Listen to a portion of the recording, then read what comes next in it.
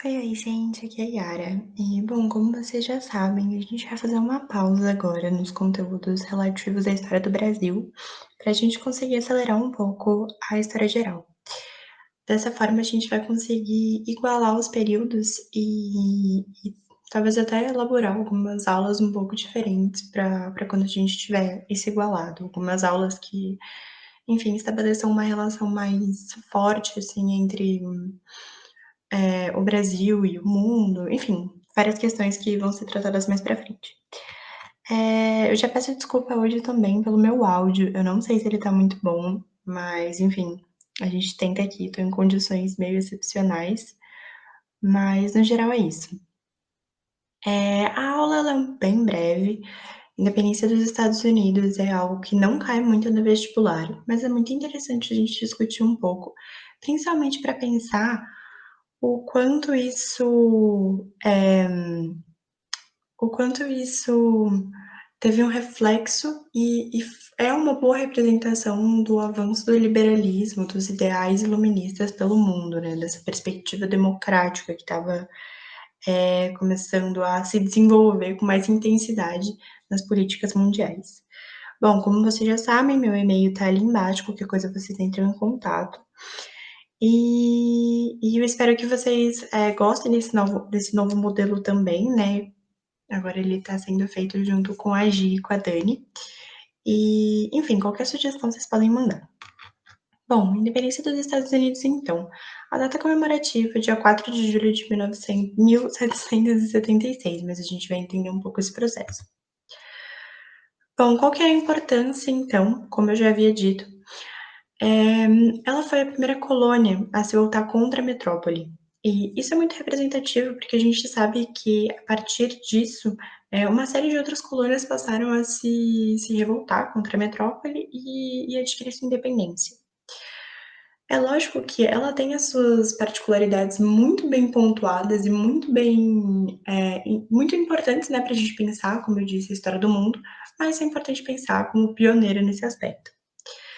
Além disso, foi um momento de muita explosão dos ideais liberais iluministas, como eu já havia mencionado, e ela é a primeira sociedade a consolidar esses ideais no modelo político. Então, na estrutura política estadunidense pós-independência, eles conseguiram realmente assimilar todos esses ideais iluministas, enfim, que vão ser incorporados pelas, aliás, vão ser consolidados através das revoluções burguesas na Europa, que, enfim, vão ter sequência aí.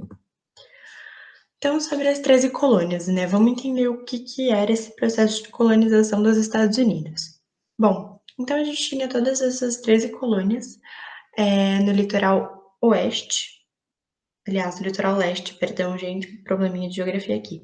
No litoral leste, e elas eram divididas entre colônias do sul e colônias do norte. As colônias do norte, especificamente, elas tinham a característica de serem colônias de povoamento. Isso significa que normalmente foram pessoas que optaram por morar lá, por livre e espontânea vontade, que tinham a ideia de realmente formar uma sociedade, formar um país, formar um espaço para si. Quem eram essas pessoas? Sobretudo puritanos calvinistas. Então, assim, o aspecto religioso dentro da construção da sociedade estadunidense, ele é muito importante. Porque a gente sabe que os puritanos calvinistas, né, que foram os protestantes, um braço do protestantismo, eles acreditavam muito, na salvação divina através do trabalho. Então, o trabalho era um lance, assim, super valorizado por essa galera. Então a gente precisa realmente ter isso como um ponto básico, porque a partir dessa perspectiva, a gente entende que o trabalho ele realmente era algo que se desenvolvia com muita, entre muitas aspas, naturalidade numa colônia como essa, por causa de sua moralidade que garantia isso. Além disso, mão de obra livre incentivava o mercado interno, porque, como eu disse, era de povoamento, então eles realmente produziam para si, então pequenas propriedades de agricultura familiar, produtos manufaturados. E uma coisa muito interessante é o comércio triangular, porque eles souberam se adaptar de uma maneira que eles, de maneira bem sutil, né, eles acabaram se integrando no comércio internacional através dessa lógica do comércio triangular, com a venda de rum. Enfim, depois a gente pode trabalhar um pouco mais isso, se for de interesse de vocês, mas é basicamente a lógica de que havia alguns pontos de comércio na Europa e nas Américas e na África, por causa do mercado escravista, e eles se integravam nessa lógica através do que eles chamam de comércio triangular. Bom, essas eram as colônias do norte. As colônias do sul, elas estavam baseadas numa perspectiva de exploração. Então, sobretudo plantation, que significa mão de obra escrava, grandes latifúndios e produtos para exportação, sobretudo tabaco e algodão. Então, assim, não era um espaço, né, um território que tinha como base o desenvolvimento interno e tudo mais. Era realmente uma perspectiva de colônia para a metrópole. É interessante notar também que tem um aspecto climático que acaba incentivando, mas não definindo, essas duas colônias. Ao norte, a gente tinha um clima muito mais próximo da Europa, por isso a predileção desses europeus por habitarem lá. E o sul era muito mais propício para a agricultura. Dando continuidade, então. O que a gente pode ver como motivação para o estopim, né, do processo de independência estadunidense? Bom, antes de qualquer coisa, vamos entender brevemente o que foi a Guerra dos Sete Anos. A Guerra dos Sete Anos foi uma treta, um conflito que rolou entre a Inglaterra e a França. Sobretudo para resolver uns lances de território no Canadá. Bom, nessa guerra, quem ganha é a Inglaterra. No entanto, os custos da guerra foram altíssimos e isso fez com que a Inglaterra entrasse numa crise assim bizarra. E ela, né, como metrópole, pensou: putz, vou tentar compensar esse lance da crise, cobrando impostos, né, cobrando algumas, enfim, sanções, na minha colônia, que era os Estados Unidos. E aí, esses impostos começaram a pesar um pouco sobre os colonos, da América, porque eles sempre tiveram uma autonomia muito grande. Na medida em que a Inglaterra vai lá e começa a cobrar deles um lance que eles não estavam acostumados, eles ficam tipo: "Eita, o que que tá acontecendo?". Então, assim, o que que foram esses impostos, assim, né, ou como que eles se expressaram? Tivemos a lei do açúcar, que passou a taxar qualquer derivado de cana-de-açúcar. Tivemos também a lei do selo, essa é meio bizarra, assim, que passou a taxar todas as suas correspondências, todas. Todas as garantias de comunicação da colônia começou a ser taxada. E a lei do chá, que foi uma taxação que, na verdade, ela se refere a um monopólio da Inglaterra sobre o comércio de chá. Então, a Inglaterra ela passou a intermediar o comércio que os colonos tinham com as Índias através da Companhia das Índias Ocidentais. Vocês imagino que se lembrem disso, porque é um ponto muito importante até para pensar um pouco o processo das revoluções burguesas da Inglaterra. Enfim, e até o absolutismo. Bom, então a galera estava, tipo, muito irritada, porque não fazia sentido isso. Aliás, fazia sentido pra Inglaterra, né, mas não fazia sentido pra eles, porque eles sempre tiveram muita autonomia. E eles ficavam tipo: "Meu, o que que tá rolando?". E aí, o que acontece? Em 1773, a gente tem a Festa do Chá de Boston, que é um acontecimento super importante, assim, em geral fala dele, ele é muito marcante para o processo, de independência dos Estados Unidos. Foi basicamente os colonos chegaram e falaram: "Mano, vamos afundar esse navio inglês aqui de chá, porque a gente quer mostrar nossa revolta, entendeu? Estamos incomodados". E assim, o mais bizarro é que os caras, eles, tipo, se vestiram de indígenas para que os indígenas levassem a culpa. Sinceramente, muito burros, né, mas enfim, tudo bem. Rolou isso, e aí a Inglaterra ficou tipo: "Mano, o que que tá rolando? Os caras são meus colonos e eles estão achando que eles têm essa moral".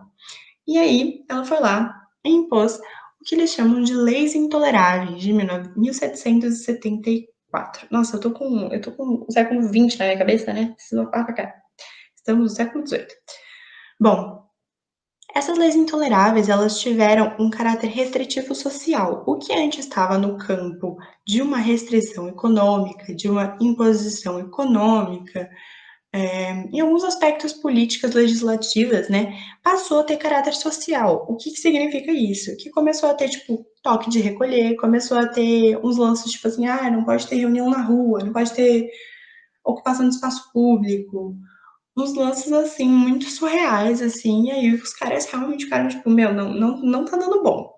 E uma outra motivação que eu coloquei em tópico foram as ideias liberais pairando no mundo. Então, assim, já estava rolando aquele lance de iluminismo.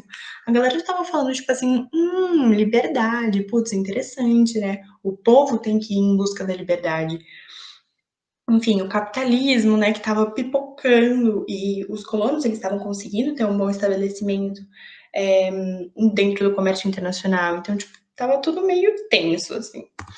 E aí, em 1774, acontece o primeiro Congresso Continental da Filadélfia. Isso é muito importante porque, na verdade, foi um momento dos colonos de pensarem, tipo, nossa, eu acho que é melhor a gente tentar trocar uma ideia com a Inglaterra, porque não tá dando bom isso aqui. E aí foi realmente uma tentativa de dialogar com a Inglaterra, pedindo o retorno dessa autonomia que eles tinham anteriormente e eles continuariam sendo colônia tranquilamente.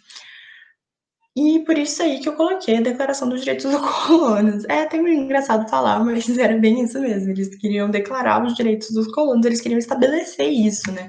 Com esse caráter contratual, que é muito importante, porque, como eu disse, já tinham essas ideias pairando, então a gente tinha aí Locke na cabeça de geral. E, bom, só que a Inglaterra falou, tipo assim, e como eu disse, né, tem caráter separatista, eles não estavam pensando em uma emancipação até então. Só que a Inglaterra falou, tipo, mano, eu não me importo.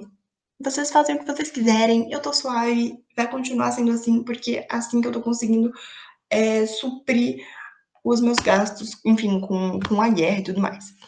E aí, o que que acontece? Meu Deus do céu, em 1775, começa de fato a Guerra de Independência. Bom, eu coloquei dois nomes importantes aí, porque pra gente realmente lembrar deles, porque eles vão ter uma relação com a história dos Estados Unidos e tudo mais, né? George Washington, ele lidera as tropas dos colonos, né? Logo mais vira presidente dos Estados Unidos. E Benjamin Franklin conquista o apoio internacional, então ele vai lá, troca uma ideia e pá. Principalmente da França. É muito importante lembrar disso, porque a França não é à toa que ela dá apoio para os rebeldes estadunidenses. Afinal, ela é a inimiga, assim, mais histórica da Inglaterra, né?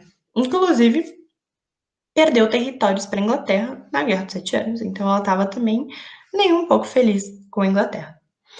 Bom, enquanto a guerra estava acontecendo, né, a guerra não acaba em 1776, no entanto, é proclamada a independência no segundo Congresso Continental da Filadélfia. E, enfim, lembrando que no primeiro eles não tinham caráter separatista, mas em 2 anos a treta foi tanta que eles falaram, tipo, é isso então, é nós, a gente vai estar se tornando independente. Quem escreveu essa declaração de independência foi Thomas Jefferson, por isso que ele é tão importante, uma figura tão notória na história dos Estados Unidos. E é muito importante sempre lembrar desse leminha deles aqui, liberdade e busca da felicidade, porque ela vai pautar uma série de acontecimentos que a independência ou revolução estadunidense inicia. Bom, então, só em 1783 que é assinado um Tratado de Paris, em Versalhes, que reconhece a independência. Então, é só neste momento que a, a Inglaterra vai reconhecer a independência e até dar alguns outros territórios à África. Então, assim, sucesso. Bom, continuando então, já finalizando, a gente tem a Constituição de 1787. Pensando um pouco quais foram as características dela, né? Bom, a divisão de poderes, então, ela é muito importante para ser pensada, porque foi muito pioneiro nisso também, né? Nesse lance de, como eu disse, consolidar os ideais iluministas, realmente aplicar dentro de um formato de governo tudo isso que antes era unicamente citado assim nos filósofos iluministas mais importantes, como por exemplo, no caso da divisão dos poderes, o Montesquieu. Bom, Outro ponto, então, seria a garantia de uma república federativa, o que remete um pouco também à divisão de poderes e também à ideia de autonomia de das federações, né? E essa autonomia das federações, ela remete a uma centralização de poder que é controlada respeitando as particularidades de cada parte. Isso é muito moderno, isso é, tipo, muito o auge da sociedade moderna. E quando eu digo moderna, é pós-transformações burguesas, tá, gente? E bom, e isso é muito importante também, porque se torna realmente evidente todas essas transformações, que é a garantia do direito à liberdade, à propriedade, à igualdade jurídica. Bom, como eu disse, ela tem caráter, então, liberal-democrata, iluminista, e, no entanto, ela tem o voto censitário, o que é uma problemática muito grande e uma contradição muito grande, né, pensando nos ideais iluministas de liberdade, pipi, popopó, e os caras mantêm a escravidão. Mas a gente vai ver que isso vai ter uma problematização mais pra frente, que vai ocasionar a Guerra da Secessão, que inclusive é o próximo conteúdo a ser abordado. Bom, no geral é isso. Qualquer dúvida, qualquer sugestão, qualquer coisa que vocês queiram mencionar, enfim, estamos sempre abertas. Mandem e-mail e eu acho que no geral é isso. Obrigada.